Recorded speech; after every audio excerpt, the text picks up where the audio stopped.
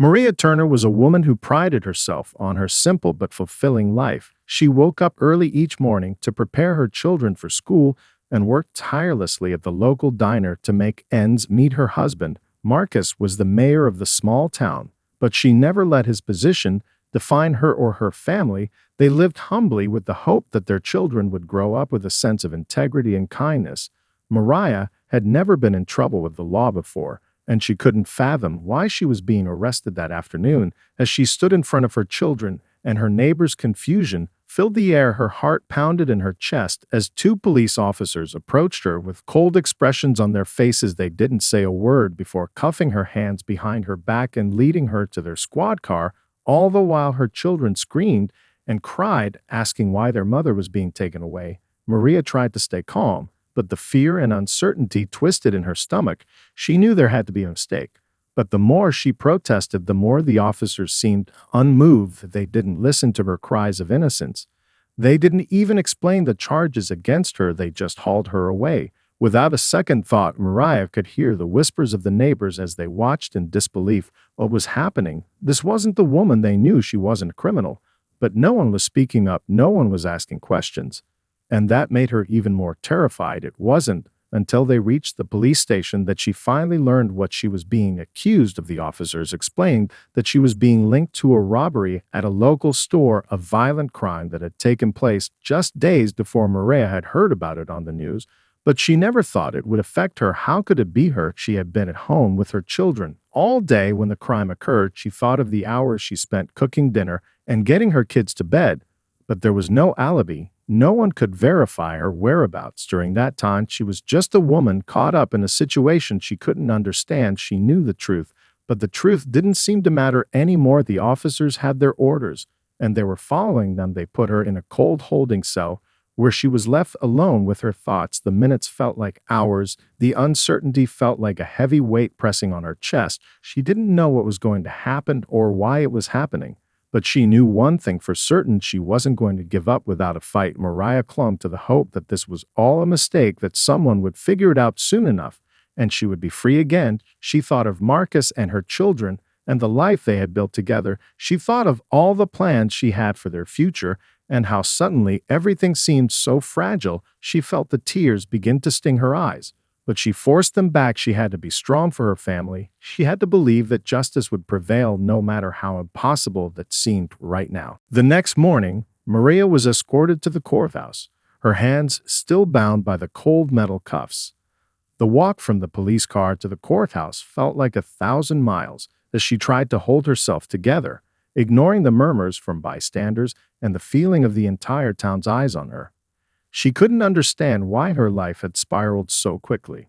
The truth was simple: she was innocent, but no one seemed to believe that. The moment she stepped inside the courtroom, the heavy weight of judgment settled around her. Judge Thomas Avery was already sitting at the bench, his stern expression unchanging as he scanned through the files before him. Maria barely glanced at him, knowing that this man, this stranger to her, was going to decide her fate. There was something unsettling about his gaze as he looked at her, and she couldn't shake the feeling that he had already made up his mind. He wasn't interested in hearing her side of the story. He wasn't interested in fairness. The air was thick with tension as the trial began. Her lawyer, a young man named Peter, was clearly nervous. He was inexperienced, and it was obvious to Maria that he had never handled a case like hers. His voice shook as he addressed the judge, stumbling over his words while trying to present the case in Maria's defense. Maria wanted to speak up, to shout that she didn't belong there, but she knew it wouldn't help. She sat in silence, her eyes locked on the judge, as he listened indifferently to her lawyer's arguments. The charges against her were flimsy. There was no hard evidence to tie her to the crime. The surveillance footage from the store was blurry, and the eyewitness testimonies were inconsistent. Still, Judge Avery seemed unfazed. Every time Peter tried to make a point, Avery dismissed it with a wave of his hand or a scornful remark. It was clear to Maria that her race had something to do with it. The courtroom felt like a place where she wasn't just fighting for her innocence, but for her right to be treated with dignity and respect. A prosecutor named Linda Evans, a woman with a reputation for ruthless tactics, stood across from them. She had no empathy in her eyes as she presented her case, and her words cut through the room like a knife. She spoke about the robbery as if Maria were already guilty, painting her as a criminal with a dark past. There was no focus on the lack of evidence, no mention of the fact that Maria's alibi had not been questioned properly. Instead, Linda spun the story to fit her narrative, one that painted Maria as a dangerous woman who needed to be locked away. Maria couldn't believe it. Every word spoken against her felt like another weight added to the chains that bound her. She wanted to scream, to tell everyone that she was just a mother, a wife, and a good person. But the more she watched the courtroom fall under the influence of Judge Avery's cold demeanor, the more she realized that no one was listening to her. No one was hearing the truth. The trial dragged on, and by the end of the day, Maria was exhausted. But the worst was yet to come. She knew that the judge was already leaning toward a harsh verdict. He had made his biases clear through his actions and words, and no matter what happened, she couldn't shake the feeling that he was determined to convict her. As the day drew to a close, Judge Avery looked at her with cold, calculating eyes. His words hung in the air, and Maria's heart sank. She knew this wasn't going to be a fair trial, not in the slightest. The truth didn't matter anymore. Only his bias did. Marcus Turner sat at his desk in the mayor's office, reviewing reports on the town's upcoming projects. He was immersed in the everyday demands of his position, focusing on improving infrastructure, managing budgets, and keeping the town's peace. The weight of his responsibilities kept him busy, but it also kept him distant from the things that mattered most to him. His wife, Maria, and their 2 children. Maria had always supported him, handling the family's needs with grace while he navigated the complicated world of local politics. But as the mayor, Marcus couldn't always be present, and he had grown used to the quiet sacrifices she made. He had no idea that the calm of his home life was about to be shattered. It was a normal afternoon when Marcus received the call that would change everything. His assistant's voice was shaky as she told him that Maria had been arrested. The words didn't make sense at first. Arrested? For what? As the details began to flood in, Marcus's confusion turned to disbelief. Maria had been accused of a violent robbery, a crime she couldn't possibly have committed. His first reaction was to dismiss the news as a mistake, a misunderstanding, something that would be cleared up quickly.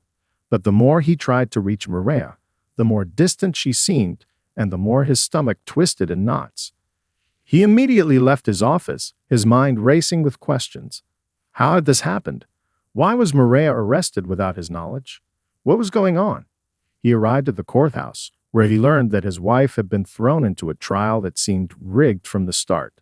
The prosecutor, Linda Evans, had already started painting Maria as a criminal, despite the lack of evidence. And worse still, Judge Avery, the man who would be deciding Maria's fate, had a reputation for being harsh, especially when it came to black defendants. Marcus could already sense that something wasn't right, and the realization hit him like a slap across the face. His wife was being targeted, not because of any crime she had committed, but because of who she was. But Marcus couldn't let that happen. He couldn't stand by and watch the woman he loved, his partner and the mother of his children, be destroyed by a system that was clearly stacked against her. As the mayor, he had power. It wasn't the kind of power that could make every injustice disappear, but it was enough to make a difference if he used it the right way. The first thing he did was talk to Maria's lawyer, Peter, who was clearly outmatched in the courtroom. Marcus could see the fear in Peter's eyes, his uncertainty about how to fight a system so entrenched in bias. He made it clear that he would do whatever it took to ensure that Maria got the justice she deserved. But Marcus knew that he couldn't fight this battle alone. He needed help, and he needed to move fast. The thought of Maria being unjustly convicted haunted him. He thought of their children, waiting for their mother to come home, unaware of the terrifying situation unfolding around them. How could he protect them from a town that seemed ready to abandon the woman they once respected? As Marcus started reaching out to his allies, community leaders, civil rights groups, local activists, he began to see the growing support for his cause. People who had once been passive bystanders were now rallying to his side. There was a spark of hope, a feeling that maybe, just maybe, they could make things right. But Marcus knew the road ahead would be tough. The town had a long history of discrimination, and bringing it to light would take more than just political power. It would take courage. It would take a fight. And Marcus was ready to give everything he had to ensure that Maria would not be wrongfully imprisoned. He just hoped it wouldn't be too late. The days following Maria's arrest felt like an eternity to Marcus. As the trial continued, he watched in disbelief as the justice system that he had always believed in began to crumble right before his eyes. Maria, his strong, loving wife, was being torn apart by a system that seemed determined to see her punished, no matter the truth. On the day of the verdict, Marcus arrived at the courthouse early, determined to be there for his wife, no matter what happened. The courtroom was packed with people, some who had come to support Maria, others who seemed to be waiting for the final chapter of the spectacle to unfold. Marcus stood in the back, trying to steady his racing heart, as he saw Maria seated at the defendant's table, her head held high, though her eyes betrayed the exhaustion and fear she felt. Her lawyer, Peter, was beside her, looking as tense as ever, knowing that the moment of truth was fast approaching. Judge Avery entered the courtroom with his usual stern expression, his eyes scanning the room before he took his seat. The whispers in the room grew quieter as he began to speak, his voice echoing in the silence.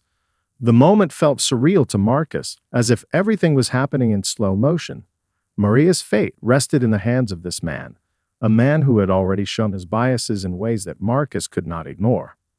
After careful consideration, Judge Avery said, his voice cold and devoid of empathy, "The defendant, Maria Turner, is hereby sentenced to life in prison for her involvement in the robbery at the local store." The words hit Marcus like a physical blow. He couldn't believe it. Life in prison. His mind raced as he tried to process the sentence. His wife, a woman with no criminal record, a woman who had done nothing wrong, was going to be locked away for the rest of her life. It felt like the floor had dropped out from beneath him. He glanced at Maria, whose face was pale but resolute. There were no tears in her eyes, only a quiet strength that made his heart ache. She wasn't going to cry, not here, not in front of the people who had wronged her. But Marcus felt as if the tears were being forced from his own soul. This wasn't just a verdict against her. It was a verdict against their entire family, against everything they had worked for, everything they believed in. For a moment, the world seemed to stop moving. Marcus could barely hear the voices around him, the murmurs of the people who were watching the injustice unfold. It felt as though time had frozen, and all he could see was his wife sitting there, shackled by the system that had failed her. He was angry, no furious, but he knew that rage alone wouldn't save her. He had to think, had to act fast. This wasn't over. As Maria was led away by the officers, Marcus's thoughts were already racing. He couldn't allow this to happen. He couldn't let the town turn its back on his family like this. He knew the judge's actions were wrong, and he knew he had the power to do something about it. What Judge Avery didn't know, what no one in the courtroom knew, was that Marcus Turner, the mayor of the town, was not just any ordinary man. He had the connections, the resources, and the influence to fight back against this injustice. But as Maria disappeared into the back of the courthouse, Marcus understood the stakes were higher than ever. This wasn't just about his wife anymore. It was about making sure no one else suffered at the hands of a broken system. He couldn't waste time. He had to act now. Determined, Marcus left the courthouse, his heart pounding with both fury and a sense of responsibility. He knew what he had to do. This fight was far from over, and he was just getting started. Marcus felt a surge of urgency as he left the courthouse. The courtroom's doors had barely closed behind him when he knew that every moment counted. The town's fate hung in the balance. His wife, Maria, had been wrongfully convicted, and the reality of what had just happened was sinking in. Life in prison. How could they just hand her a sentence like that? It was as though everything he had worked for, everything he believed in, was suddenly unraveling. But Marcus wasn't one to back down. He couldn't let Maria's life be taken away just because of a biased system. The people who knew the truth had to stand up, and he was ready to lead that fight. But it wasn't just about family anymore. It was about the town itself, about proving that justice had not been completely abandoned. There was a crack in the system, and Marcus was determined to make it grow until the truth came flooding through. As soon as he returned to his office, Marcus called his most trusted allies, those who shared his belief in fairness, equality, and justice. The first call was to an old friend, Robert Dawson, a prominent civil rights attorney who had fought for the rights of marginalized people for decades. Robert immediately agreed to take on Maria's case and begin an appeal. He had known the Turners for years, and the idea of a woman like Maria being falsely accused and convicted disgusted him. Robert had the experience and the determination to fight a case like this, but Marcus knew it wouldn't be easy. He needed more than just legal expertise. He needed the people of the town to rally around this cause. Next, Marcus reached out to the local media. He was well aware of how public opinion could sway the tide of justice, and he wasn't going to allow the story of Maria's wrongful conviction to stay buried in the courtroom. He called the local news stations and reporters he trusted, explaining the injustice and the corruption he had seen firsthand. There was hesitation at first. Would they risk alienating the establishment by backing a case so fraught with racial undertones? But when the story broke in the media, it became clear that many in the town shared Marcus' outrage. Soon, petitions began circulating, and local activists rallied to Maria's side. The stories of other cases involving Judge Avery surfaced, and his history of harsh rulings against black defendants became a focal point. People who had once felt powerless to challenge the system began finding their voices. The more Marcus reached out to the community, the more he realized how many people were willing to stand with him in this fight for justice. But even with all this support, there were still powerful forces working against them. The political establishment was tight-knit, and not everyone was eager to see change. One evening, as Marcus sat in his office reviewing the media coverage, his phone rang. It was Robert Dawson with an update. An investigative journalist had uncovered shocking evidence that Judge Avery had been involved in numerous biased rulings over the years. The judge's personal views on race had often clouded his decisions, and it was clear that Maria had been caught in the crossfire of his prejudices. This was the breakthrough they needed. Marcus felt the weight of responsibility pressing down on him as he understood the full extent of what he was about to do. He was going to expose Judge Avery for what he truly was. That night, as Marcus sat alone in his office, he promised himself that no matter the cost, he would see this through. Maria's voice had been ignored in the courtroom, but he would make sure the world heard it now. He would not stop until the truth came to light and the system that had failed them was held accountable. The fight for justice had only just begun. The momentum behind Marcus's fight for Maria was growing, but with it came the weight of new challenges. As the investigative journalist's story about Judge Avery's racial bias began to spread, so did the opposition. The backlash was swift, and the political forces that had long supported Avery rallied behind him, determined to protect their own. They saw Marcus' push for justice not just as an assault on a judge, but as a direct threat to their status quo. The town's power brokers weren't used to being challenged, especially by someone like Marcus, someone who, just a few months ago, had been a beloved figure in the community. Despite the opposition, Marcus felt an unwavering resolve deep within him. He knew he was fighting for something bigger than just Maria's freedom. This was about dismantling a system of bias that had seeped into every corner of their lives. He had always been proud of the work he'd done as mayor, but now, more than ever, he understood the true value of leadership. He wasn't just a figurehead. He was a voice for the voiceless. Robert Dawson, Maria's attorney, had been working tirelessly on her appeal, but he knew that overturning a guilty verdict wouldn't be easy, especially with the media frenzy surrounding the case. The appeals process was complicated and lengthy, and though Robert was optimistic about their chances, there was no guarantee they would win. In the meantime, Maria remained behind bars, fighting her own internal battle. She refused to show weakness to the outside world, but inside, every day felt like an eternity. Her children's faces haunted her, and she wondered what they were being told, if they understood what had happened to her. Marcus had assured her that he was doing everything he could, but it wasn't enough to silence the gnawing fear that lodged itself deep within her heart. One evening, after a long day of organizing rallies and meeting with legal teams, Marcus received a call that would change everything. It was from a former police officer, Thomas Graves, who had worked in the same precinct where the robbery Maria had been accused of occurred. Thomas had never spoken out before, but something about Maria's case had struck a chord with him. He claimed to have new information that could exonerate her. The former officer revealed that a piece of crucial surveillance footage from the night of the robbery had been conveniently overlooked during the trial. In the footage, a different individual, a man wearing a distinct jacket, was seen leaving the store shortly after the crime. The man's face was never clearly visible, but his jacket was unmistakable. Thomas had been quietly investigating the case ever since he left the force, suspecting that Maria had been wrongfully accused. Now he was ready to provide the missing piece of evidence that could tear apart the prosecution's case. Marcus felt a renewed sense of hope. This was the break they had been waiting for. Armed with the new evidence, he contacted Robert immediately, and together they began working to get the footage admitted into the ongoing appeals process. It was a risky move. With all the attention surrounding the case, they knew the prosecution would fight tooth and nail to suppress this new development. But Marcus didn't care. Every moment Maria spent behind bars was another moment lost for their family, and he wasn't willing to let her suffer any longer than necessary. As the pressure mounted, Marcus began to feel the weight of his position more than ever.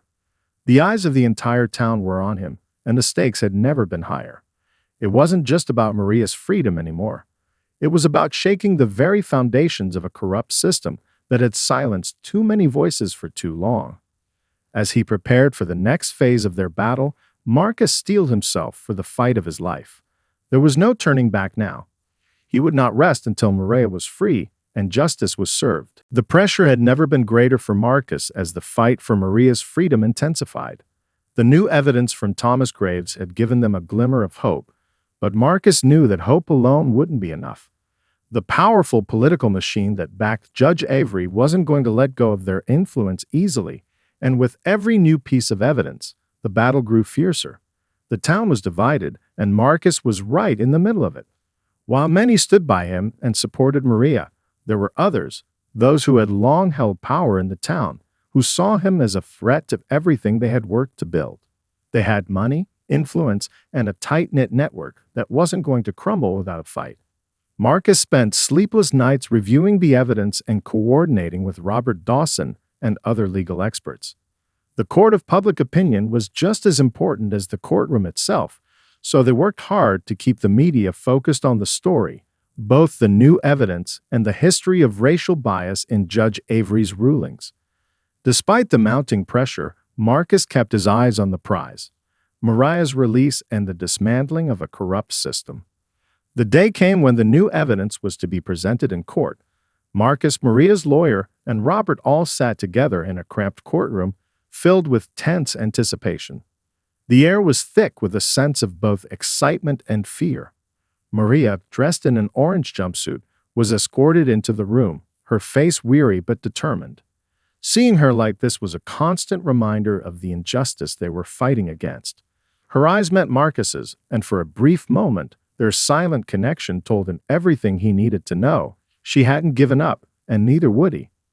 The judge took his seat, and the tension in the room only grew as Judge Avery, his expression as cold as ever, called the court to order. Marcus sat with clenched fists, watching as the prosecutor, Linda Evans, stood and began to speak. There was no hiding the disdain in her eyes as she glanced toward Marcus and the defense team. She was a seasoned prosecutor, known for using any tactic to secure a conviction, and she had no intention of backing down now. When it was time for the defense to present their case, Robert Dawson rose, his voice steady but filled with the weight of what was at stake. He began by recounting the events of Maria's trial, highlighting the flaws in the prosecution's case and the lack of solid evidence against her. Then he introduced the new surveillance footage, showing the unknown individual wearing the distinct jacket leaving the scene of the robbery. The room fell silent as the footage played across the screen, the blurry but unmistakable image of the man stirring up murmurs in the audience. For the first time since Maria's arrest, Marcus allowed himself a brief moment of relief. This could be it, the breakthrough they had been waiting for. But as soon as the footage ended, Linda Evans sprang into action. She objected immediately, arguing that the footage was irrelevant and should not be admitted as evidence. She claimed it was a mere distraction from the case at hand. Her objections were met with a fiery back and forth between the defense and the prosecution. Marcus's heart pounded as he watched the judge deliberate, knowing that the wrong decision here could cost them everything. The courtroom was on edge, every person in the room holding their breath.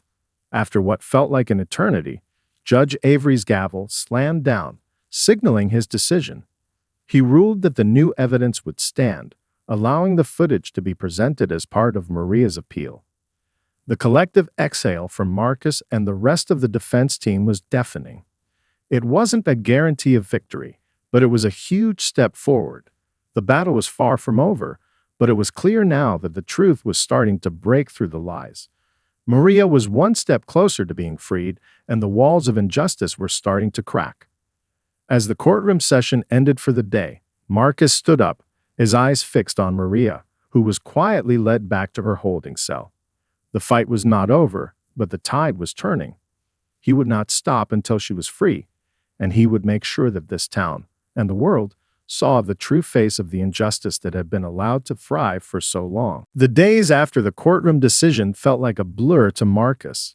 The ruling that allowed the new evidence to be presented was a critical victory, but it was only one step in the long journey to Maria's freedom. The prosecution had not given up, and Linda Evans was relentless, determined to keep her in prison for as long as possible. Despite the mounting pressure, Marcus refused to back down. The tide was shifting, but the fight wasn't over yet. Behind the scenes, Robert Dawson worked tirelessly, coordinating with investigators to gather even more evidence, while the media continued to amplify the story. The more they uncovered, the more it became clear that Maria's conviction had been the result of not just a flawed trial, but of systemic bias that had seeped into every level of the legal process. Judge Avery, once a respected figure in the town, was now under intense scrutiny. His past rulings were being reviewed, and the pressure on him was growing. But Marcus knew that despite the progress, he couldn't afford to be complacent. He had to stay vigilant. In the midst of all the legal battles, Marcus spent as much time as he could with his children, trying to keep life as normal as possible for them, despite the chaos surrounding their mother's case. Their questions about when Mommy would be coming home were the hardest thing Marcus had to face. He hated telling them that he didn't know. He hated seeing their innocent faces filled with confusion and pain. He had always been the protector, the one who made everything okay, but now he was powerless, unable to bring the woman they loved back to them. It broke his heart every time. But then, something unexpected happened. The community, once fractured by divisions of race and class, began to come together in ways Marcus had never seen before. People from all walks of life, Black, white, Latino, and more, rallied behind Maria, signing petitions, organizing protests, and speaking out against the injustice she had faced. The injustice of a woman being sentenced to life in prison for a crime she didn't commit had ignited something deep within the people of the town. They weren't going to stay silent anymore. The collective outcry reached the local and even national media, bringing attention to the case in ways Marcus couldn't have imagined. Finally, after weeks of relentless pressure and mounting evidence, the day arrived when Maria's appeal was heard in the appellate court. Marcus sat nervously beside Robert and the rest of the defense team, his heart pounding as the judges entered the room. The air was thick with anticipation. The prosecutors were there too, their expressions as tight as ever, knowing that this was their last chance to hold on to the conviction. But Marcus had a sense that things were finally about to change. When the ruling came down, it was everything Marcus had hoped for. The appellate court overturned Maria's conviction. The new evidence, the footage, the witness statements, and the mounting proof of judicial bias was enough to expose the truth. Maria was officially exonerated, and her sentence was vacated. Marcus's heart soared as he heard the words of the ruling, but it was the look on Maria's face that made everything worth it. Her eyes filled with tears as she realized what had just happened. She was free. The journey wasn't over, of course. The town's wounds would take time to heal, and there was still much work to be done to ensure that such an injustice never happened again. But in that moment, as Maria was led out of the courthouse and into her family's arms, the victory felt sweet. The truth had prevailed. The system had been challenged, and it had been forced to reckon with its own flaws. As Maria and Marcus embraced, surrounded by their children and the supporters who had never given up on them, Marcus knew that this was more than just a personal triumph. It was a victory for justice, a victory for all those who had been wronged, and a victory for the future of their town. The fight had been long and hard, but in the end, love, courage, and truth had won.